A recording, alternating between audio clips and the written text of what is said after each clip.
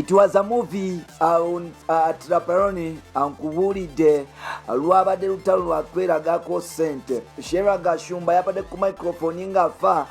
Zari n'ayingira, Pallaso n'abeera ku table.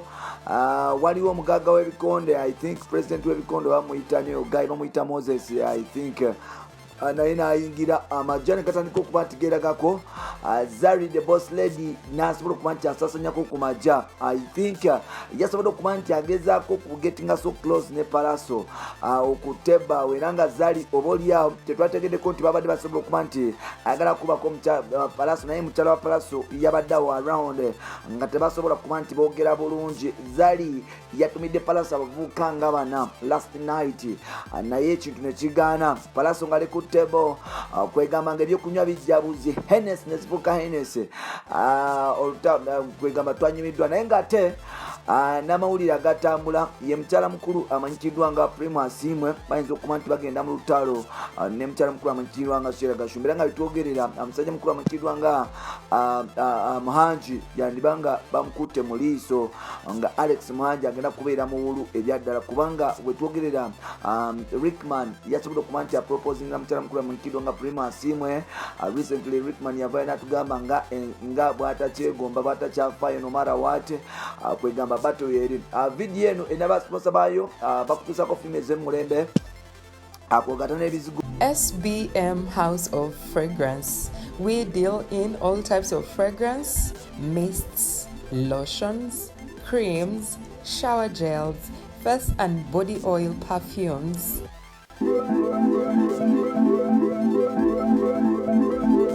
Contact us on 07043 00645 or 078 599 1435. We deliver to your place of convenience.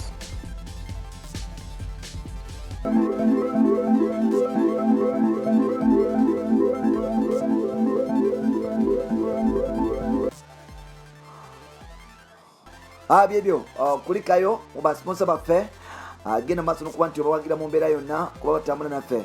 Tukwaniriza mu kutugafire muganzi ogomanyikiddwa nga Uganda Mukamooli amanya n'eddoboozi bamutantambi Jimso n'amalulu Kiboya Maxwell Junior made in Uganda. Bwe twogerera Sheila Gashumba Alimumazigga Merere, omusajja amanyikiddwa nga Rickman agenze maaso n'okuba nti atandika okuba nti akyusa system. Bw'agenze maaso n'okuba nti yefunira omukozi wa Galaxy amanyikiddwa nga Primus Imwe akola program amanyikiddwa nga Evening Rush, okuli musajja mukulu amanyikiddwa nga DJ Nimero tukwogata Little Joe ow'empologoma. Yes, bwe twogerera Rickman yavudde n'agamba nti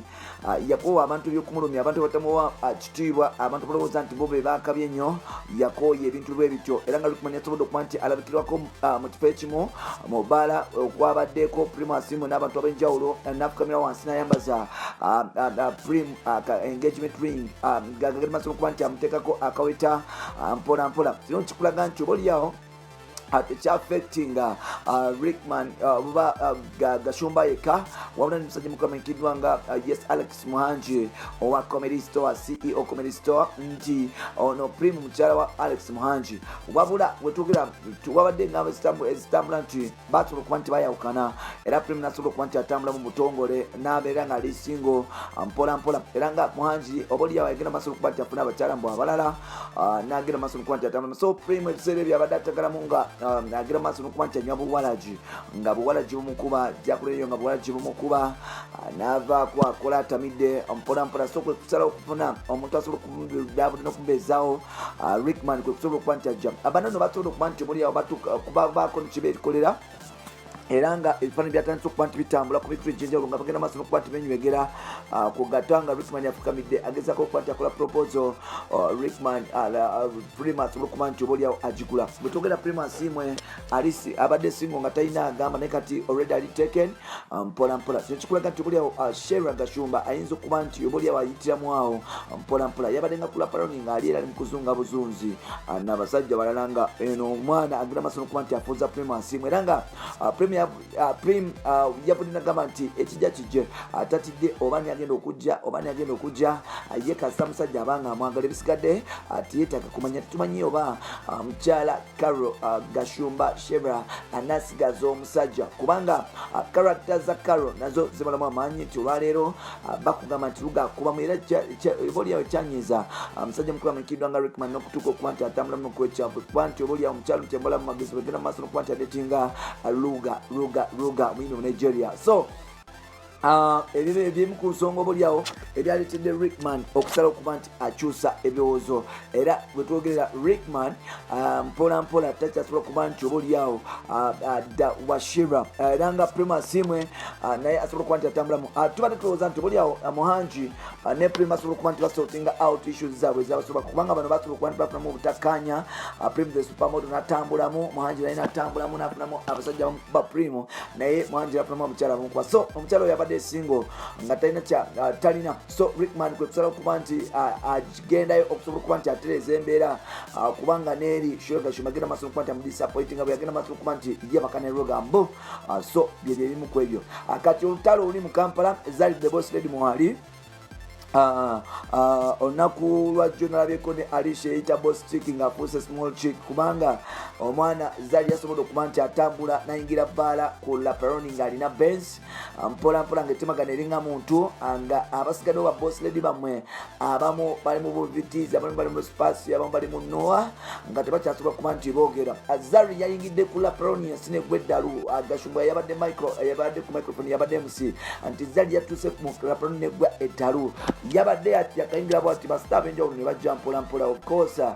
babeeramu n'abadde nekyaliwo nga manyikidwa nga Vian Music wa Firebase n'abantu abalala so nga yakayingira bwati Pallaso n'ajja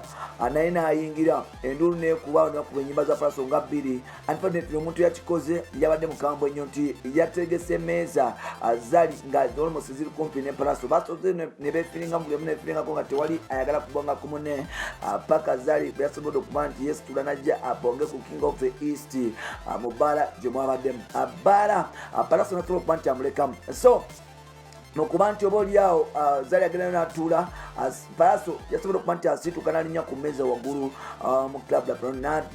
n'alinnya ku mmeeza waggulu ne batandika okukuba music we nga bagenda maaso n'okuba nti anyumirwa obulamu era embeera yabadde ya tabu nyambu obunkeke bwabaddewo nti Pallaso yasobola okuba nti anyumirwa mpolampola yabadde yakava ku bushoyi lutembe nga sente zonna azirina Pallaso n'atumya Hennes eyasoosaawo Zari n'agenda maaso n'okuba nti ayagala kuddamu kuba nti amujooga era Zari n'atandika okuba nti agulira Pallaso omwenge Pallaso naye n'agula kwegamba yabadde competition y'amajja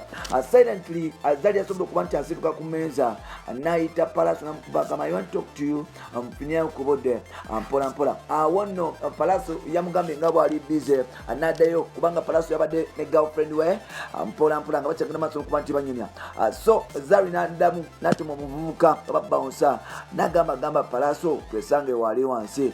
King of the East yemimyewo sebo yagambye gwe tolina kyongamba nze bampita Saka Free Boss n'adda ku ndongo ye n'agenda mu maaso n'okuba nti anyumirwa obulamu era nga Pallaso yasobola okuba nti ajugala Proni ku nsi nga sente zifuuse sente abantu bajja ne bamuwa sente kyokka yali alina sente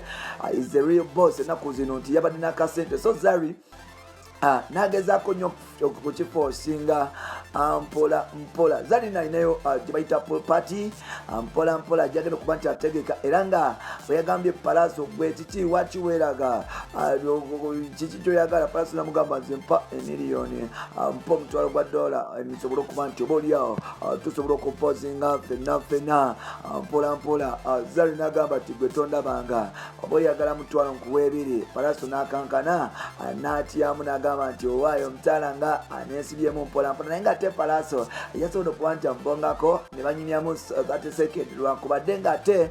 kiteeberezwa nti ebigendera bya Zari byabadde ayagala okuba nti atuukiriza ku King of the East oba oliawo ebyokumukubamu byaganye wengambira tali wange Fadi team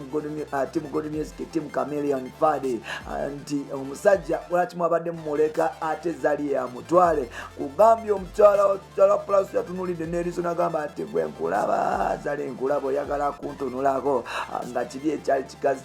kya Sheila kye bayita Jesse kiri awo kiyimiriddeko gata ennaku zino no kyagala kikakyali kaffe bakayita ka Skopulama. Skopulama nno muyimbi akutubijo ne Pallaso nkambwe nnyo naye so ennaku zino mukyala wa Jesse mukyala wa Sheila amikiddwa nga Jesse yasobola okuba nti abeerawo ng'alaba omuzannyo gitambula. Zari mpolampola yasobola okuba nti avaayo mu bitiibwa by'ekitalo mpolampola nga talina kyagize talina kyafunyeemu n'afuluma straight ne Pallaso n'afuluma n'avuga mmotoka Pallaso paka ku ekizo gyakeesezza n'agamba nti owaaye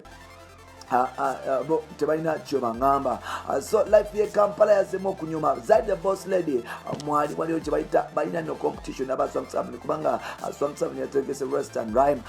Zari n'agamba nti nze ntegese pool party all white pool party igenda okubeera mu kibuga Kampala. Fire born fire naku lwaleero tugenda wa subira tujja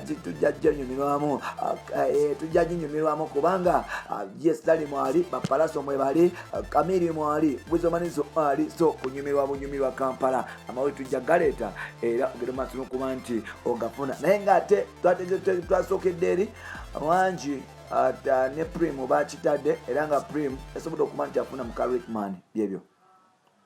SBM House of Fragrance. We deal in all types of fragrance, mists, lotions, creams, shower gels, face and body oil perfumes.